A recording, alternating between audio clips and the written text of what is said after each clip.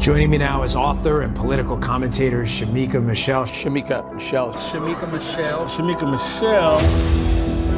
When God looked at man, he said it's not good for man to be alone. He gave him a woman. He didn't give him a village. He didn't give him the community. He said, be fruitful and multiply to this man and this woman. So it's supposed to be God, husband, wife. If you always do what you've always done, you will always get what you've always got.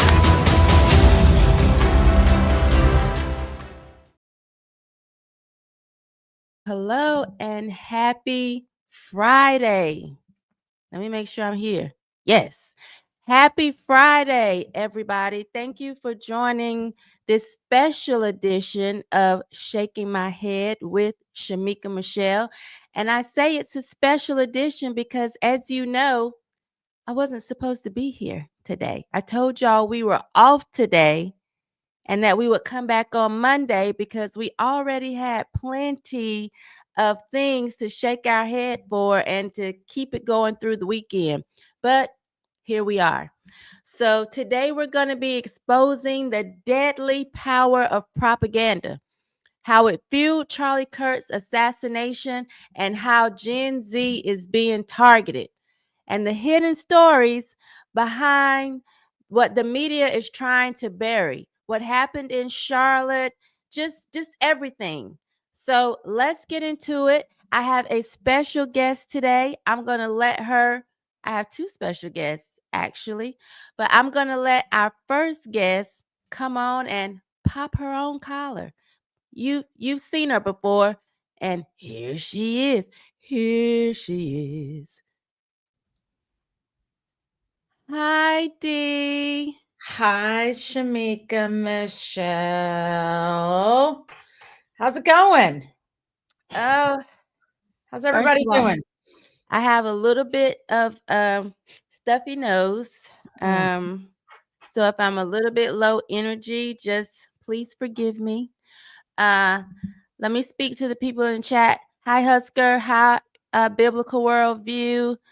Hi, Ange. Hi, Melina. Thank you all for joining. Hi, everybody on X who has not let me know you're here, but I can see you. I can see the numbers.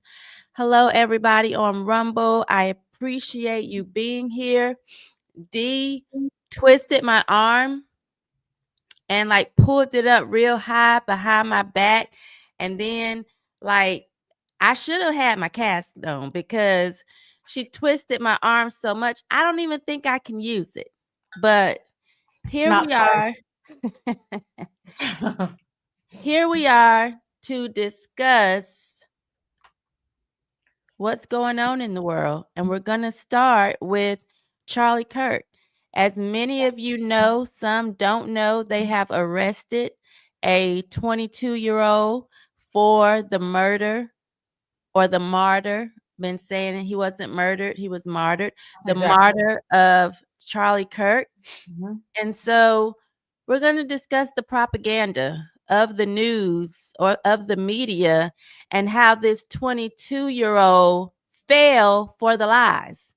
And then I'm going to bring up another Gen Zer who didn't fall for the lies. We'll get to her in a minute. But Dee, pop your collar.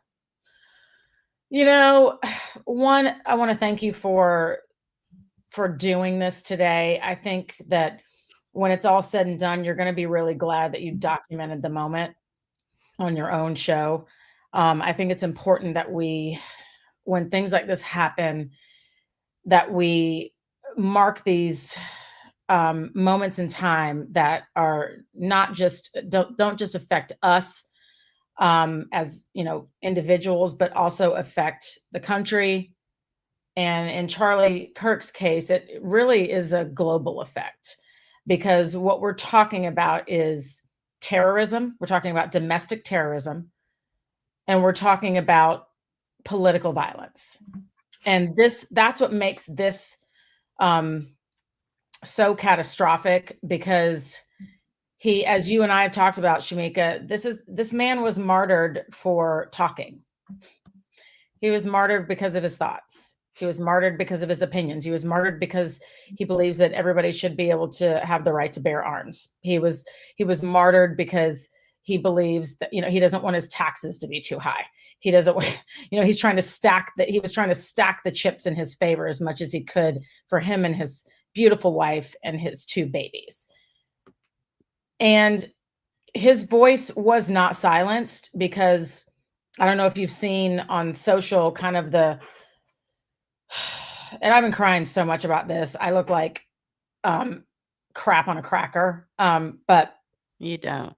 there's been, thank you. There's been a sort of a new movement that's come from this, where people are saying, I am Charlie Kirk.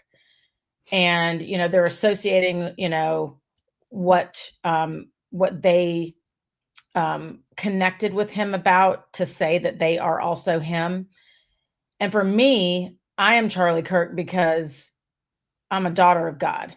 I'm a believer in the Lord Jesus Christ. And that is what I have in common with him. And I think the thing that I don't want to get lost in all of the soup of all of this and all of the noise of all of this, there's so many great things to say about Charlie, but the greatest thing anyone can say about him, is that he spent his entire life, that I've seen, that I know of, that I've witnessed,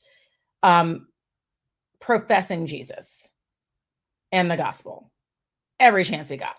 And yes, there were other topics that he talked about, and there were, obviously he had a very strong political bent, and he was a conservative, and he had a huge hand in making sure that President Trump was elected in 2024.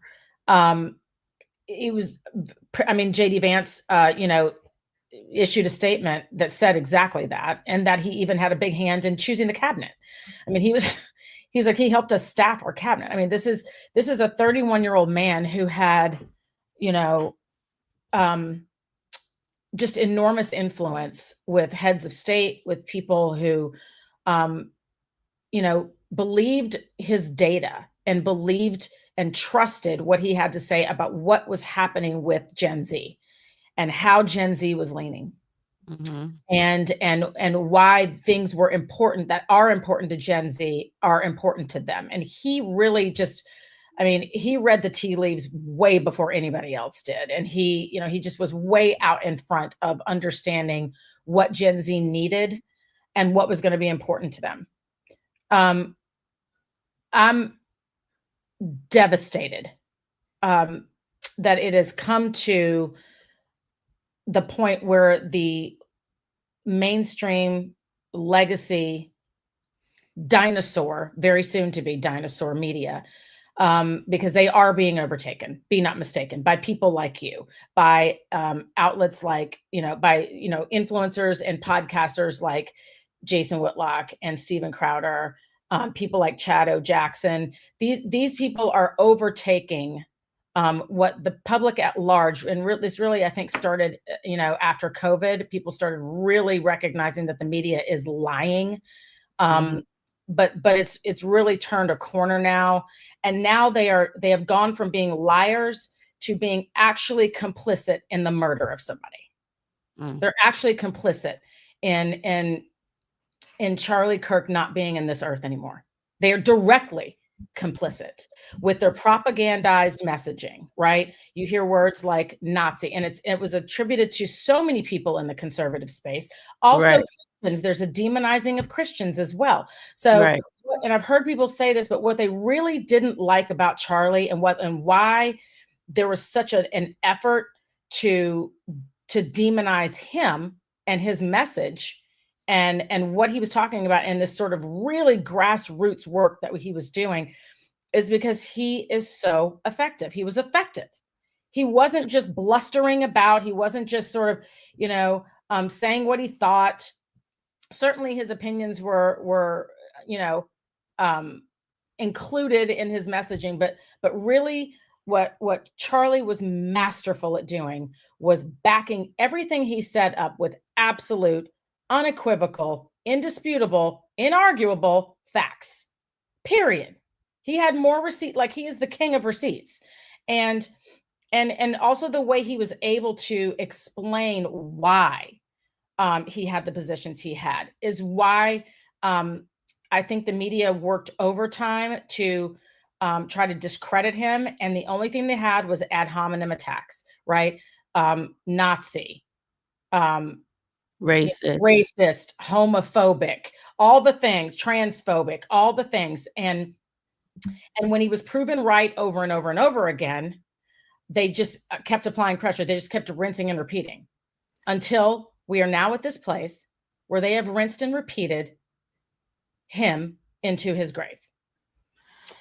Yeah, I see where Stephen King had to go and apologize. He's been apologizing several times because so many people came after him after he tweeted or posted on X that Charlie Kirk called for the stoning of gays.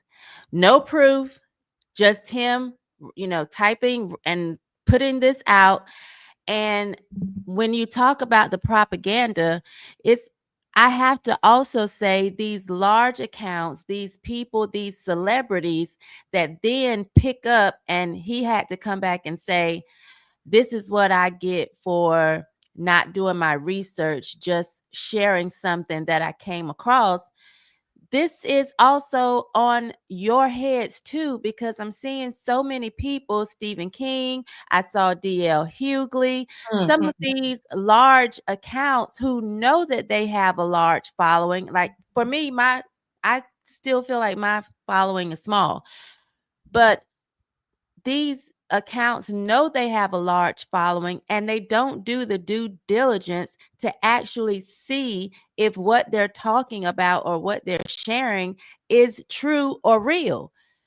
It called for people of large, accounts. I think Ted Cruz went after Stephen King and some others to say that's a lie.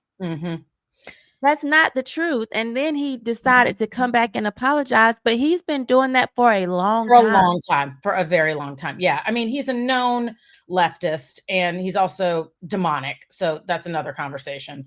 I mean, I used to partake in a lot of Stephen King books and movies, and there's sort of an evil genius component to him, but he's really, really destructive, and he's been very destructive, as have so many other celebrities. And to your point, the not fact checking themselves before they run their mouth and bump the gums is the kind of the point of why the left is the left. They don't care.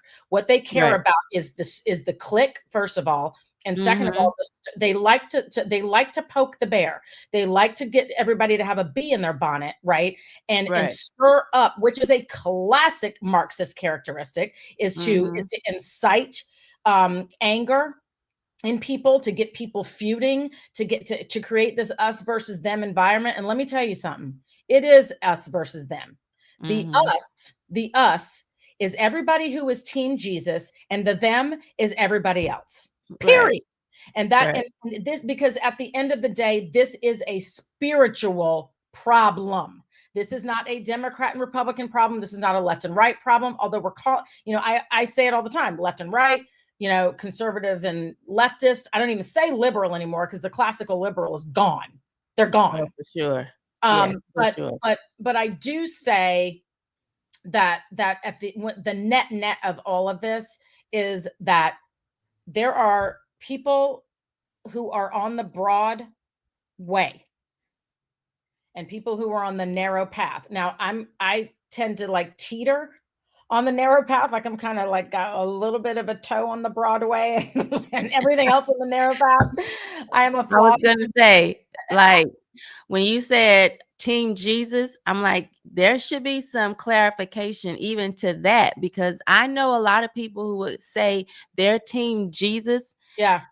And they side with the left on a lot of things. And that's why I was so frustrated in my show yesterday, because I'm just thinking the things that people want to ridicule me for, especially those who grew up with me, maybe in the church, know the word. How are you ridiculing me for being, let's say, pro-life? Yeah. Or I mean, like, seriously, not feeling like a man can be a woman or a woman can be a man. That is just, to me, common sense. But some of these people who sit in church Sunday after Sunday feel like they're team Jesus, but when they go to the polls, they're team Satan, That's because correct. they are linking up with satanic principles Ideals. and That's right. ideas. Mhm. So that really, really frustrates me. And that's also why, that's not also why, but just on another note of what you were saying, I won't say I am Charlie Kirk, because Charlie Kirk, from what I saw, was always very respectful in debate. He wasn't insulting in debate. I'm going to insult you. Mhm. No, but you are You Charlie know. Kirk, and I'll tell you why. I'll tell you why you are Charlie Kirk. It's for the same reason that I am. It has nothing to do with the delivery. It has everything to do with what's going on inside, right? And who you are inside as a woman of God, period. Who you actually are as a woman of God. Are you, am I going to have, Thank you. I know. Am I going to have moments where I am, where my witness is being tested? Yeah. Am I going to have moments when I lose my witness? Yep. Especially during football season. But I am, I am at the end of the day, when it all shakes out, who I am is I belong to God. So do you. So that's why because I'm only associating that with the Charlie Kirk piece, right? It's only Right. about him being a brother in Christ and me being a sister in Christ. Do you see what I'm saying? Yeah. But I want to say this too. You know how people say, to your point about people not being team Jesus at the polls. You know the expression, I think it was Mike Tyson who said, everybody talks a big game until they get hit in the mouth. Mm-hmm.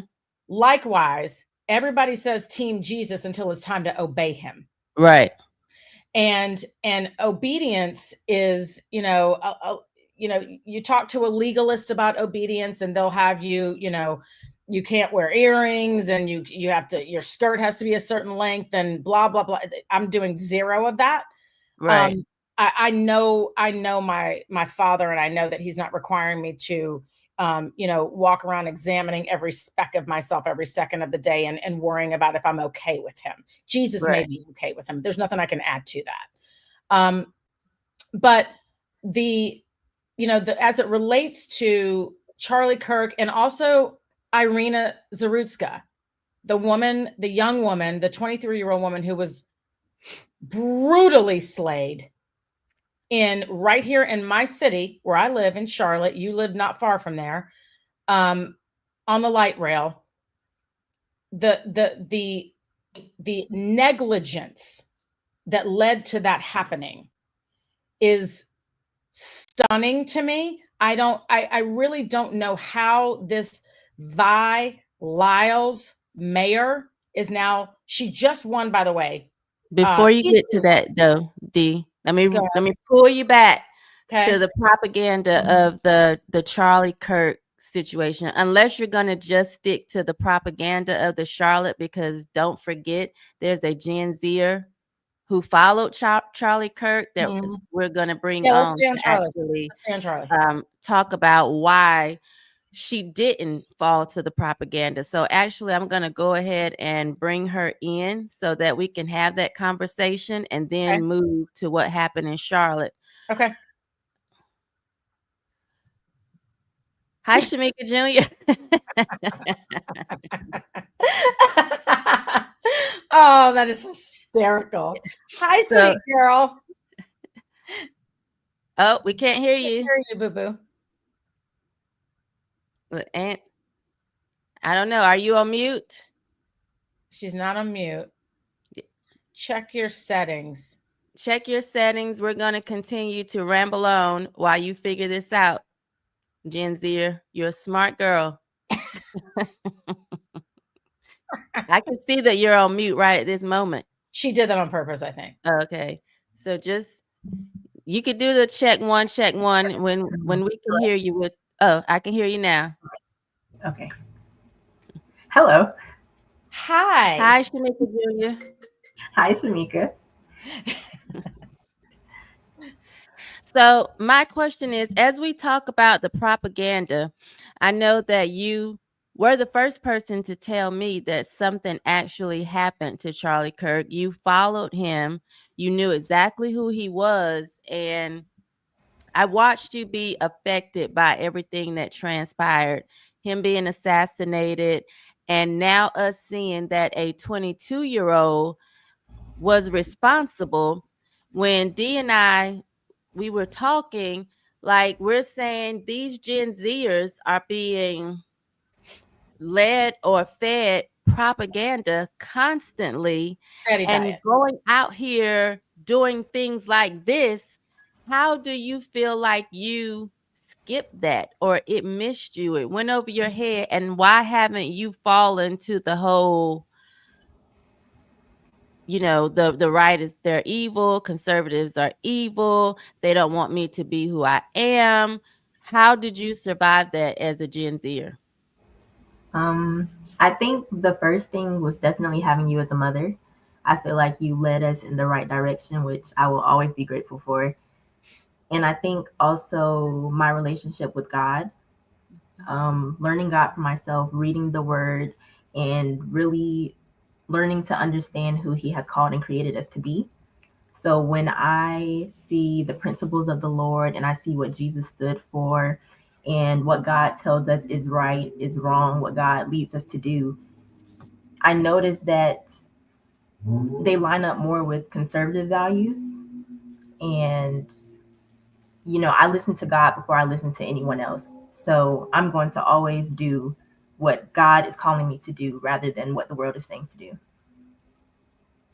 Dee, any questions? Any pick her brain while she's here? Well, first, Shamika Jr., I just want to, my head was about to roll off. I was nodding it so hard for everything you're saying. You're right. You do have an amazing mom. And, but the fact that God and the word is your compass is absolutely why you sort of sail above. Ephesians 2:6 talks about us being seated above principalities and power. So you literally are the living embodiment of that. But what I would love to know is, what in the moments when it first happened, what other than the initial shock, obviously, and the panic, and first we didn't even know if he was still alive or not, and there was a lot of confusion on. I know I was scrolling my freaking fingers off, trying to find out what the latest update was. But once you found out that when you found out that he was shot, but then when you found out that he had succumbed to his injuries, what first came into your mind as a Gen Zer who is sort of processing this world as a young adult and stepping into adulthood with all of these things happening while you're trying to figure out your way? What came into your head when you first got the confirmation? When I first got the confirmation, of course, it was very disheartening.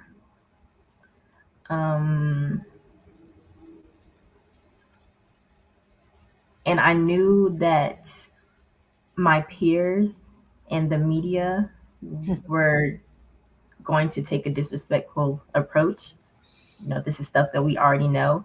But I also found comfort knowing that while Charlie was here, he did his work. And God calls us when He's ready for us. And I think the assignment that God gave to Charlie, He completed.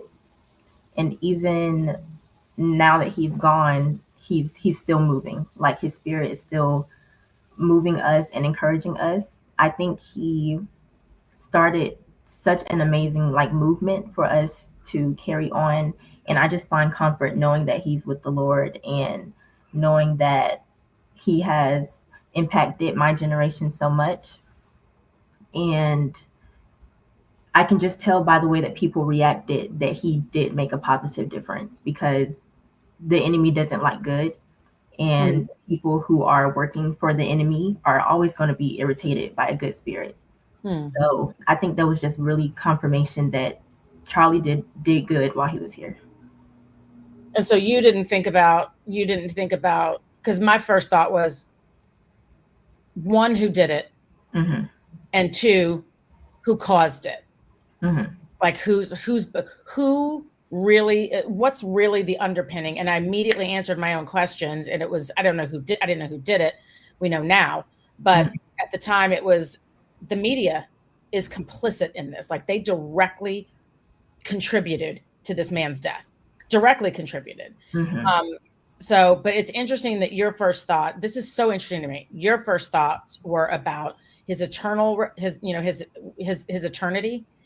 and the work that he did, and that you saw that he had done a complete work, even though he was just 31 years old. You saw that it landed for you like he had done a complete work because he was so influential in such a short amount of time. Yes. That's amazing. Yeah, so Shamika Jr.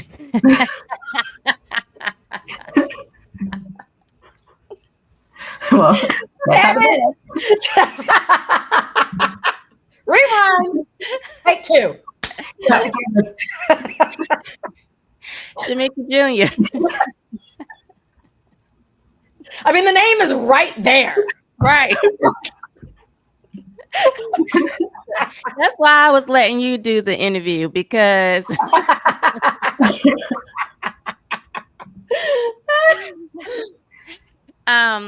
so Shamika Jr. I forgot what I was gonna say. I completely messed that up. You wanted to say some things though. What are the things that have been burning within you that you felt like you wanted to get out? Where do I start?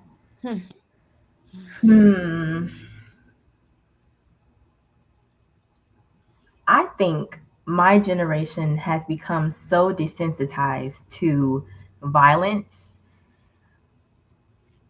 that we've stopped taking it seriously. We often call ourselves the unserious generation, which is all fun and games until it's not.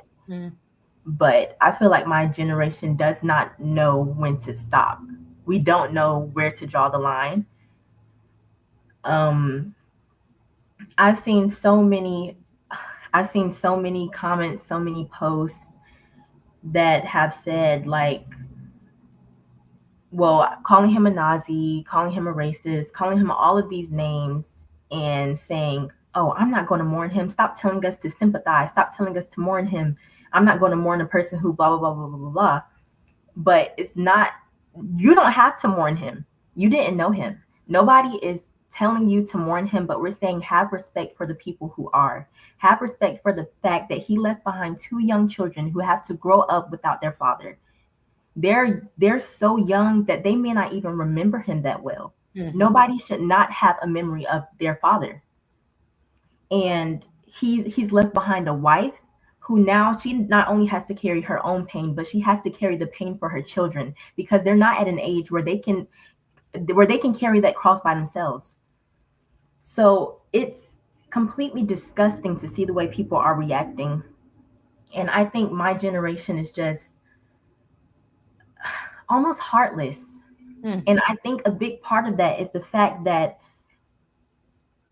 a lot of my generation does not know God. We don't have the guidance that we need to give love. God is love. And when you don't have God, the love you have is false. So you can't truly give love if you're not receiving it from the source. So I think we all need Christ so desperately, because we have lost the fear of God. And God doesn't want us to fear him so he can gain power. He wants us to fear him so that we can do the right thing. So now we're in a position where we're not really fearing God. So we don't know what's right. We don't know what's wrong. And when you don't know God, you also don't really have the source of conviction. So these people, the sick thing is they don't even know that what they're doing is wrong. They don't even know how they're affecting other people. And these are the same people that say, love everybody, humanity, humaneness, blah, blah, blah, blah, blah, but only when it's convenient. And these are the same people. I've also been seeing people say, oh, have this much energy for the children in Gaza, have this much energy for Palestine, all this and all that. you have more empathy for people outside of your country than the people in your own. Luke 6:41 and 42 talks about, Jesus was saying, you can't really call out other people's problems until you recognize your own, and you can't help other people until you help yourself, pretty much. So I think that's like, we need that. We need to be able to fix the issues inside of our own community so that we can help other people. And we need to start having more empathy for each other. Anything else? Because I'm gonna let you go. If not, so that you won't have to. Shamika Jr. While you're thinking about it, hi, Katie. Thanks for joining us. Thomas, Mr. Terrible, and Kimmy. Yes, that's my baby. I just want to say, Shamika Jr., see how I did that? I actually read. Right. This is our relationship, Shamika Jr. We do this. But I just want to say that I'm very encouraged by hearing what you just said, because it's very easy to fall in. I'm a really young girl too, like Shamika, but like we're young. But it's very easy to sort of go, oh my God, like what's going to happen in the next generation, or in the generation after that, right? Like it's easy to be very sort of like start doom scrolling and just that everything is just bad, and that it's going to get worse, and that there's no hope for the future because of what we do see amplified on social, and what the bliggity activity. And I said what I said, and I am so encouraged to hear you quoting scripture, but not just quoting scripture, but understanding what it means, living it, walking it out. And when you said about the fear of God, that people don't have the fear of God, I actually was thinking it before you said it, when you said they don't know God. And I was like, they don't fear God. Like, they don't understand that there are consequences. It's not about God putting his thumb down on people or unleashing his wrath on people. He's already done that. And he did it on Jesus Christ. And Jesus took that wrath for us in our place. It's them not receiving that. It's people who refuse to receive the finished works of Christ, who refuse to say, yes, I'm going to say yes to this free gift because I belong in hell, period. Like there is no, our best day is filthy rags, right? And to hear you have such clarity about, who God is in your life and how you will let him be the governor of your life. Because a lot of people have Jesus as savior, right? He's their fire insurance, but he's not Lord of everybody's life. That means he gets to tell you what to do, right? He gets to tell you how to live, and you let Jesus tell you what to do. You let Jesus tell you how to live. And so I just want to thank you for, one, being awake, two, listening to your mama and allowing her to guide you in paths of righteousness and ways of everlasting. Like, that's not that's not an easy thing to do, right? Is to raise a child to once they're an adult and can make their own decisions, to actually stay the course and have their own conviction about that. And you very clearly have conviction about the Lord's position in your life. And, a lot of people can talk about it, but you are walking that thing out. And I'm encouraged. And as dark as this moment is, and this time in our country and in our world is right now, people like you, Shamika Jr., I believe, and I really do believe that that you're part of the remnant, and two, that God is going to multiply that fire in you like he's never multiplied it before. Like I think we're going to see the book of Acts be reignited. I think we're still writing the book of Acts, and that you're part of that next chapter in the book of Acts. And so am I. And so is Shamika, And so I want to thank you for staying the course and being steadfast and ignoring the noise and ignoring the pull of the culture and ignoring the pull of the lies of the media, ignoring, it's really tempting to be a crappy person. It's really tempting to just do what's easy and lazy and feels good. And you are lit. I see the light all over you, and I'm just so grateful for you. Thank you so much for being who you are. Thank you. Thank you so much. All glory to God. Amen. Thank you, Shamika Jr., for joining us. Call me or email me the next time you'd like to join the show. But thank you for giving us your perspective from a Gen Zer who didn't fall for the propaganda. I really appreciate you. Have a Amen. great weekend. Y'all too. Thank you. Bye. Oh my God. I literally love her. Hi, Oh. Nicholas. Oh my Did God. I say hey to Katie already? I think I did. Somebody said you're a baddie, Dee. Thank you. I appreciate it. I receive that. Okay. Now let's talk about and we can come back to any of this, but now we can move forward to the whole Charlotte thing. You can kind of bring us up to speed when you were talking about the election, what happened and how the mayor suppressed the information so that she could actually regain power. If you can go ahead and tell us about that. So it wasn't it was just a primary, which happened literally it was all this week. It was on the 9th, and Charlie was assassinated on the 10th. So on the 9th was there was a primary, but it was just for Charlotte and just for citizens of Charlotte. What are you laughing at? Somebody in the chat said light bright done right. Thomas, light bright done right. I'm gonna go ahead and receive that as a compliment, I hope. Right. Yes. Okay. Yes. Okay. I'm Thank sorry you. for the distraction. I'm reading the comments, and because normally I'm talking and I can't read at the same time, Yeah. I typically go back at the Well, you're end. throwing me off and making me laugh. I'm so stop. sorry. I'm Okay. sorry because I'm looking at them and they're hilarious. Okay. Okay. People are funny. The interwebs is funny. Yeah. So anyway, Vi Lyles is the mayor of Charlotte. Mm-hmm. Of course, her nickname is Vile, obviously. Okay. She is in the middle of her fourth term or finishing her fourth term. So she is looking for I think there should be term limits, obviously for these kinds of offices. But she's seeking her fifth term as mayor of Charlotte. And I'm just going to read her first statement after Iryna Zarutska was murdered on the Charlotte light rail. She said, first and foremost, my thoughts and prayers go out to the young woman's family and friends.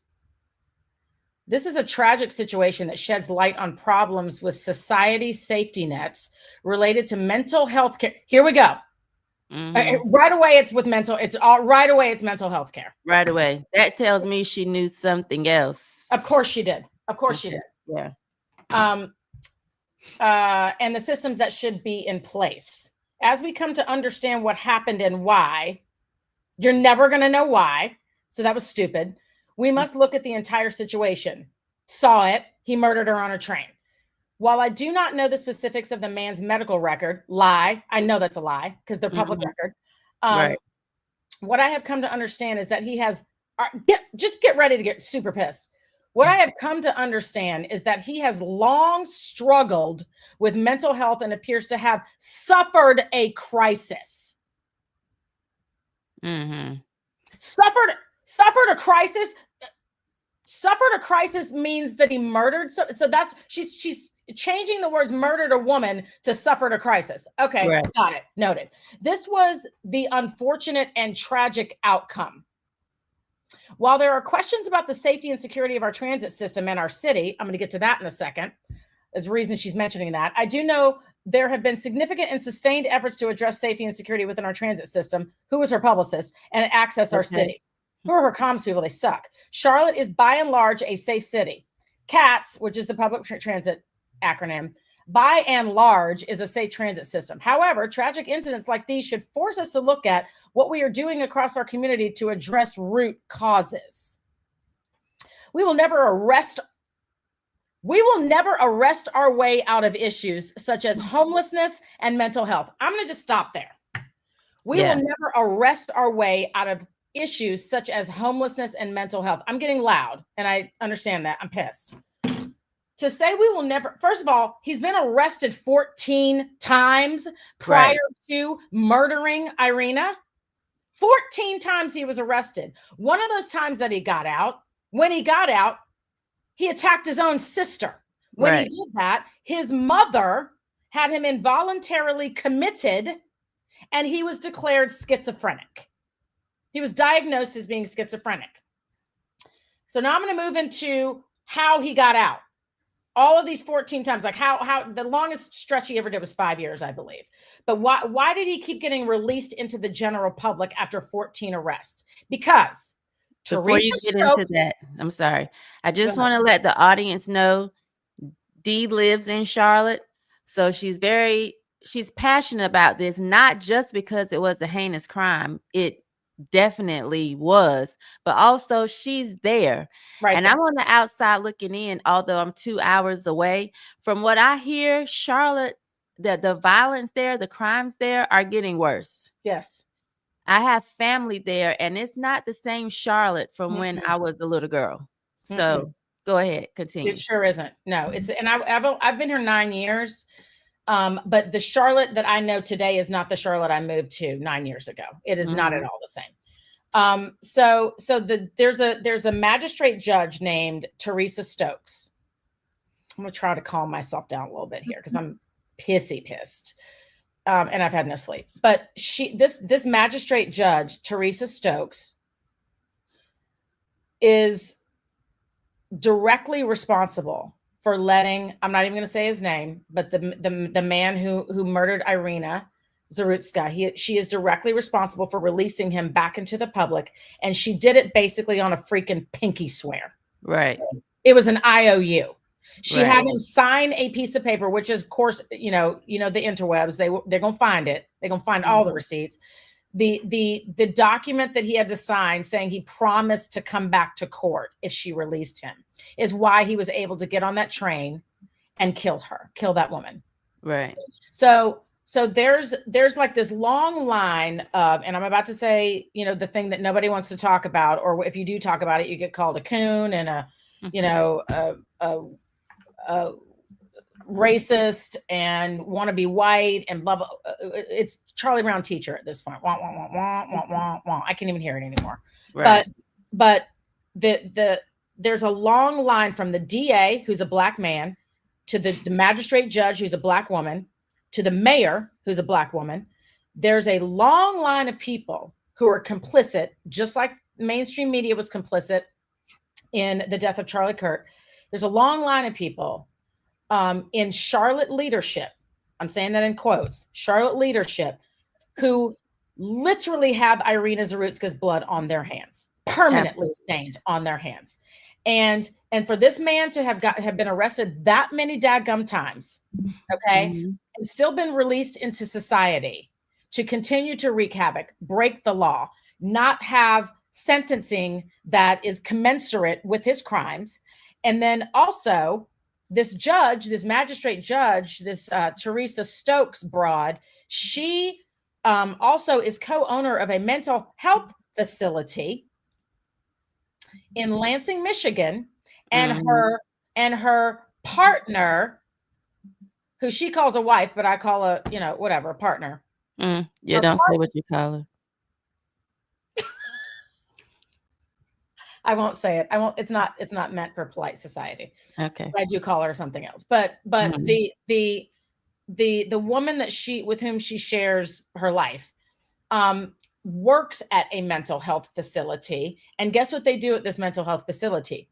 They evaluate suspects and determine if they should be going to the mental health facility instead of to jail. So obviously there is a very suspect connection between this judge, her personal interest, which she has a drug rehab facility also in Lansing, Michigan. When they moved to Charlotte, she somehow, without a law degree, without passing the bar, became a magistrate judge. There's many states where that's not required, by the way. It's not just North Carolina. There's many states where you don't have to pass the bar and be a magistrate judge. I don't even, what are we doing? Yeah, but I didn't even know that until this case. It's absurd. Yeah. And so she basically, her personal interest, which is making sure that people who have lived in addiction, like she used to, she is a former addict, like people who live in addiction and are suffering an addiction are have an opportunity to not pay the consequences for their actions by getting routed away from jail and into a mental health facility. Right.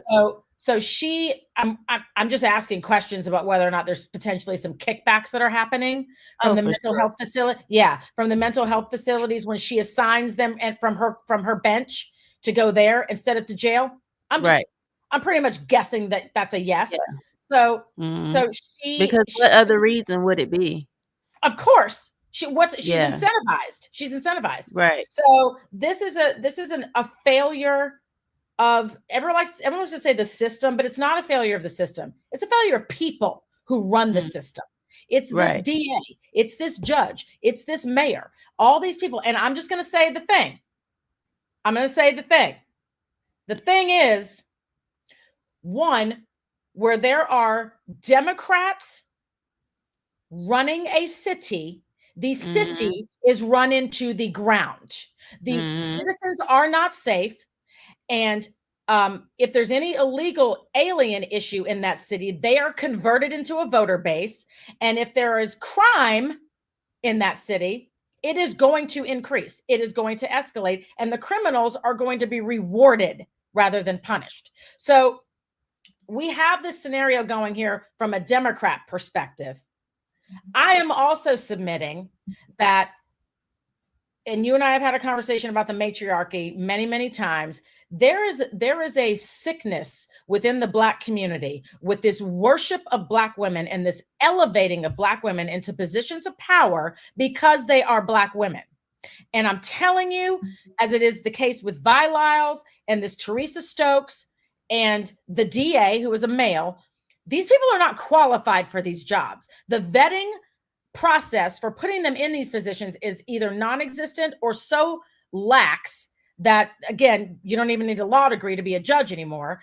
And we are now dealing with a crime that was so horrific and so documented that the mayor, Vi Lyles, suppressed the story for 16 days. 16 days. Why? Oh, I don't know. Maybe because her primary was coming up on September 9th and she didn't want anybody knowing about this in the media. She didn't want that video circulating on X like it did and blowing her account up. She didn't want any of that happening before her primary, which, by the way, she won with 70% of the vote. I'm voting her ass out in November. It's going to happen. I don't care what I have to do. I've already contacted the Republican mayoral contact, and I said, candidate, and I said to her, you're not doing enough. We need to get going, Terry Donovan. We need to get you way more visible so that people know, one, that you exist, and two, that you're running against this broad for mayor in November. And we need to make you an actual contender. And so I'm going to be attending an event that she's hosting. I've reached out to her. I've given her my number. I told her she needs a very significantly ramped up, leveled up publicity campaign. She needs to be talking to influencers. She needs to be on podcasts. She needs to be in earned media. She needs to be writing op-eds. She needs to be getting visible and vocal. So if anybody who listens to your show, Shamika, lives in the Charlotte area, I am imploring everybody, especially people who live in Mecklenburg County, I'm imploring you to get active at the ground floor level, at the grassroots level. Get active with local politics. Get active at this local level. The mayor of Charlotte is a very, very important appointment right now. By the way, the judge is not voted for. She's appointed. But the mayor's elected. So we have to get Vi Lyles out. We have to get her out. She cannot have a 5th term in the city of Charlotte. We've got to do everything we can to elect this other woman, but her name is Terry Donovan. But we've got to do this strategically and in such an organized way that we are actually putting people in a position to understand what happened with this Iryna Zarutska situation, because it's corrupt, it's dark. There's a lot of things that were covered up. News stories were suppressed. She even thanked the media. I'm reading it to you. I want to thank our media partners and community members who have chosen not to repost or share the footage out of respect for Iryna's family. She said the quiet part out loud. She thanked the media for not covering this story. In a social media post, she did that on X. So she's not even trying to hide. This woman's arrogant. She's not even trying to hide the fact that she's super corrupt. So we got to get her out. We got to get her out, because this is a very it's a watershed moment. It's a reason for people to stop, look, and listen and say, okay, what's actually going on in my local community that I can control, that I can have a say in. We can have a say in who the mayor of a city is. And I know that the limousine liberals are strong up in Charlotte, super strong, but we've got to combat that and get this woman out of office, period. Full stop. I didn't think you was gonna have any more air in your lungs once you finish. Sorry, I'm pissed. It's been a crappy week. So Mark Vindy, thank you for the super chat. Every dollar counts over here. Listen, regardless of what you have to say, money is green and it spins. Eugenics is good for every race. Blacks just had it relatively easy due to eternally survivable, yet harsh, hot conditions and abundance of large animals to make big meals. It's really that simple. Thank you, Mark. Appreciate it.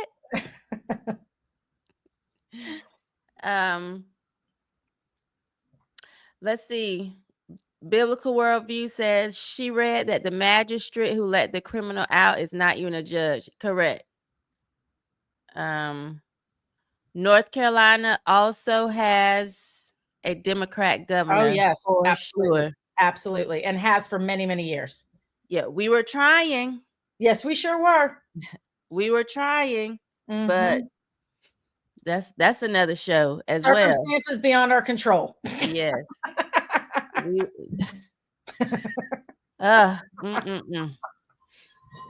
Nicholas Gunn said, "Don't let him get you riled up, D. You preach though, 100%." Thank you, Nicholas. I like your name.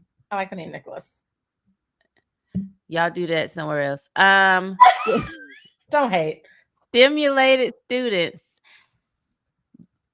N-words are evil. End of story.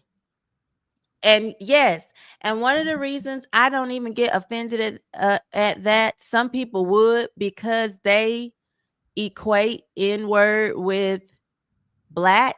Even Black people accept that as who they are, opposed to this was a while back. I put up a status, or I posted on X something like, I can't remember now, but it was something like get rid of all the N-words or something. I don't remember. And I actually had Black people coming under the post saying, "Don't forget you're N-word." I'm actually not. Yeah. And the fact that you all embrace that and take it in as your identity yeah, is crazy to me. That's why I'm always saying, like, I have to unblack myself, because I used to want to unnigger myself, but now I got to go a step further because y'all thinking it's the same. Yeah, it's not the same. It is not the same. And that's why I say bliggities, which I got from Blanchard. But that word is really that's what I hear when I hear the culture. Yes. Yeah. Jokes aside, most things that make someone Black is anti-God. Absolutely. And that's what's annoying to me. We are the only race of people that feel like that we try to judge people whether they are authentically Mhm. that, and Yep. it's always based on negative behavior. Yes. It's so Yes. frustrating A to me. real one. I don't even understand it. Yeah. Like, how do you say Bill Clinton is the first Black president because he cheated on his wife? He Mhm. smoked weed. Like, Mhm. that's ridiculous. Right. Oh, Bill Clinton Black. What? I But don't the even criteria, look what the understand what they criteria think. is. Cheat on your Yes. wife and smoke weed. Yeah, I mean, that's not the criteria. How far are we fallen, from How Frederick far we have Douglass, fallen. the Frederick Douglasses and the Booker T. Washingtons. I mean, there's good ones. There's a lot of good Black people who are getting it done and handling business and raising their children and staying married to their families, and it's happening, but they get silenced. Nobody wants to hear from them. Yes, Nicholas Gunn. We Black people in 2025 identify with everything but morality and Jesus. Amen. Yes. And don't even bring those into the equation in trying to say whether or not someone is genuine or authentic. It's crazy. That's not even brought up at Mhm. all.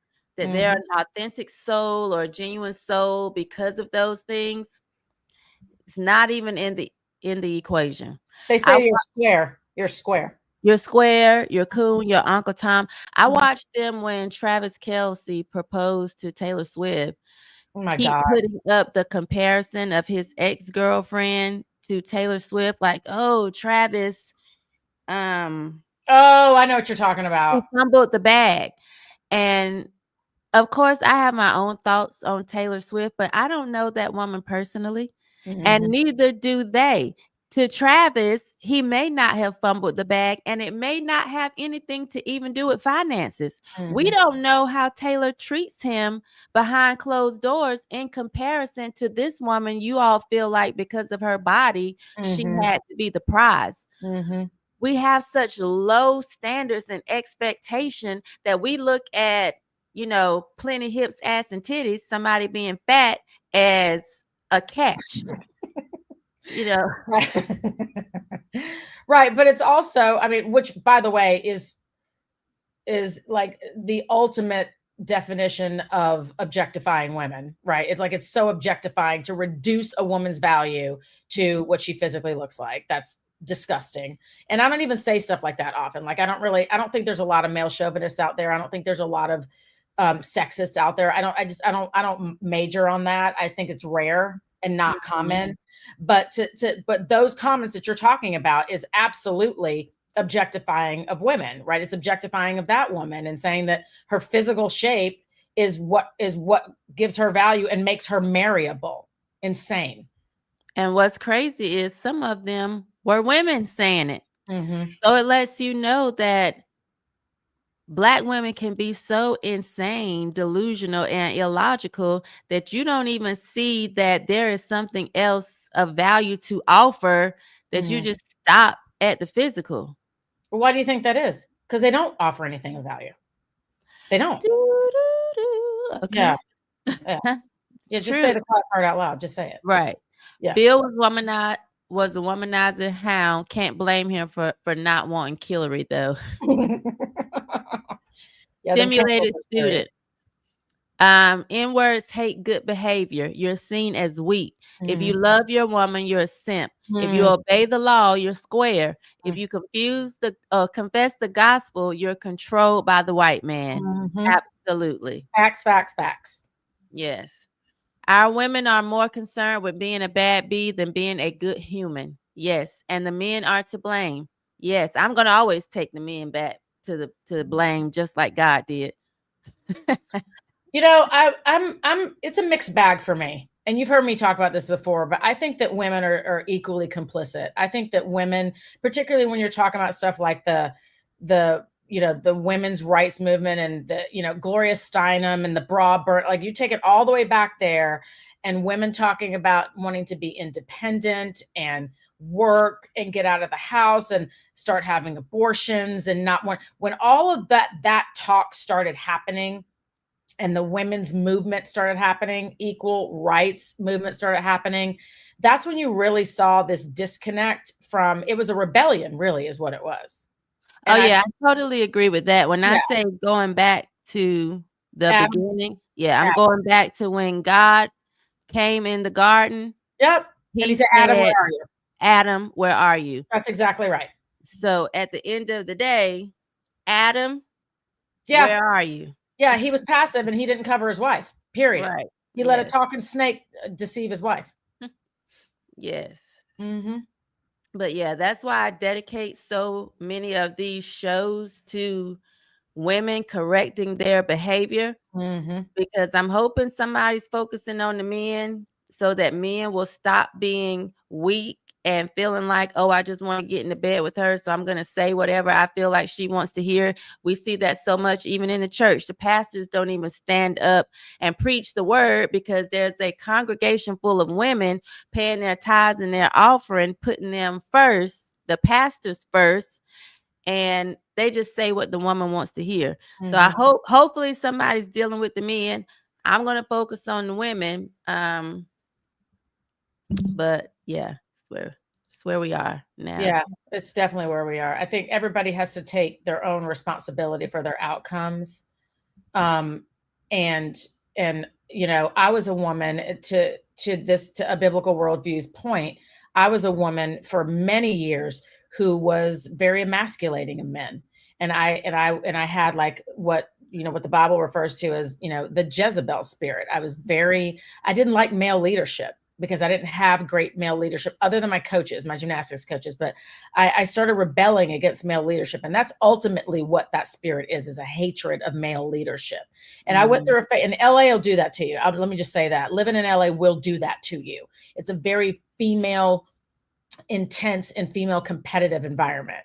And the industry I was working in, I'm in communications and publicity, and I was working in the entertainment industry, and it is just dirty. And so I developed like this unhealthy competition thing because I'm already competitive, but it got unhealthy, and it's shifted where I was like really just anti-man, and I had to check myself and reroute myself and do a course correction on my own attitude, and realize that the way I was living was not biblically aligned, and that my role or my position as a woman in this world is not to be in front of a man or competing against a man or anything you can do, I can do better. Absolutely no. So I had to check myself about that and allow a man to be the head, which still looking for that, but allow a man to be, the priest of the home.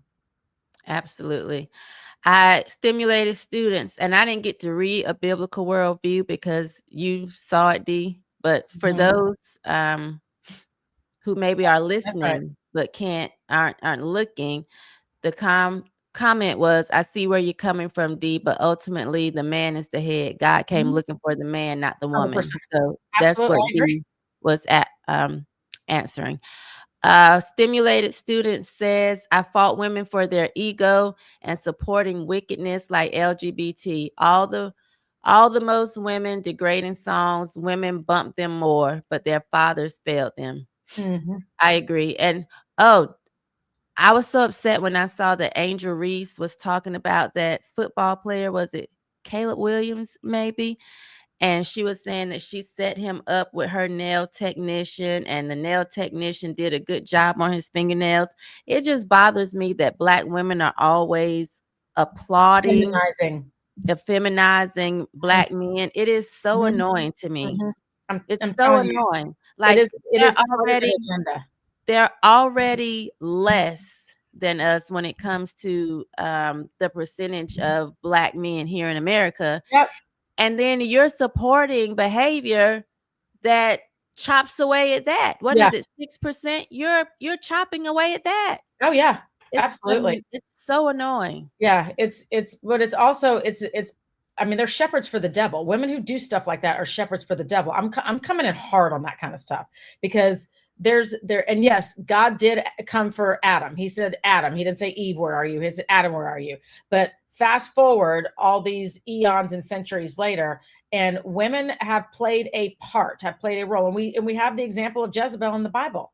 She was a rebel. Her husband was king. She had no position. Mm-hmm. She was called Queen Jezebel, but she didn't have any authority. Her husband had authority, and she made him a eunuch. Only eunuchs served her. Her whole staff was full of eunuchs. So that spirit lives on. That spirit where Black women want to make Black men eunuchs we see it permeating everywhere in society, in celebrity marriages, especially one I can think of in Miami. Mm-hmm. And the example that you just gave about whatever that girl's name is, who sent the dude to her nail I don't even pay attention to her. Injuries. Yeah. My old pastor used to always say, a Jezebel spirit can't operate without an Ahab spirit. That's 100% correct. I appreciate the way he used to hold the men accountable in our church to say, don't let that woman rule over you. That's exactly right. That's 100%. That's a great quote. Yeah. Stimulated students. Don't ever bring me on. I'm going to piss everybody. I'm going to piss off everybody. Great. Let me know when you want to come. I learned how to deal with OD a long time ago. Give them what they want and let them bear the consequences. Biggest myth ever is independent woman. Never seen it. Never, ever. Amen. Me neither. It doesn't exist. That's exactly right. I agree with that completely. Yeah, it doesn't exist. I seriously appreciate you all for standing on class. Super refreshing. Thank you, Nicholas. Thank you. And as soon as we hit 1,000 viewers on X, it's time to go. Where are we at? It is 5:07. And I think we touched on everything that we wanted to discuss. The propaganda in the media, what it's done to Gen Z, how this affected even what's happening in Charlotte, them trying to suppress information because the title was Propaganda, Murder, and Power. The truth they tried to bury. And I think we pulled all of those layers off. And getting women out of these positions of power when it comes to the judicial system for sure. Yes. But Dee went even deeper. Get Black women out. I say all women. Get them all out. Get them all out. You're a woman. Scoop them all out and just throw them back in the kitchen or on a podcast. Yeah, right. I mean, I tend not to throw the baby out with the bathwater. I think that there are competent, like I'm the same way about like female broadcasters. By and large, I don't want to hear women talking about football and basketball. Yeah. Men's football and men's basketball. I don't want to hear a woman commenting on that. But then you have like the exceptions, right? The Melissa Starks and the Sage Steels and I wouldn't want. They're good. I wouldn't want them to lead me to it in anything. No, I'm just saying. There's no mayor. No, absolutely no. City council. I don't want them flying planes. I don't want them on a police force. I don't want them defending my president. I don't want them on security detail. I don't want them fighting wars. No, that is not our ministry. It's not where we belong. We're not good at it. Let's see. Wanted this couple more, and we're gonna go. I wish I knew the quote and name, but some early scientists, 1800s, said that in no other species but humans are the behaviors of the sexes so different as to otherwise define a different species. Yeah, we are different. Equal value, but not equal. No. That's what I believe. Yeah. Shamika, aren't you glad you came on today? I sure am. Oh, I'm glad that you're glad. Yeah. I'm. We may be my twins separated at birth. Oh. Who knows? Yes.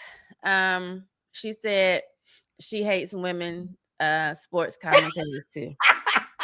And I was an athlete, by the way, for a long, long time. But I was in a sport that women should be the only ones talking about it.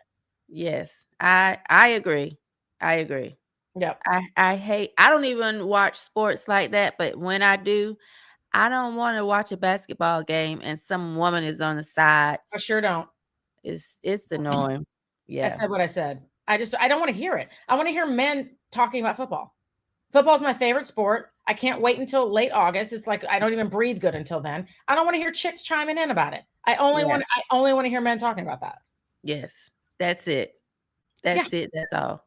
Yeah. So, yes, I guess I'm glad I came on today.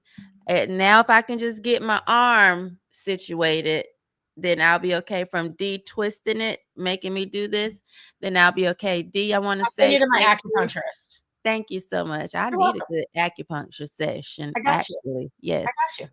I would like to thank you. I would like to thank Shamika Jr. for coming on to give us the Gen Z perspective of what happened with Charlie Kirk.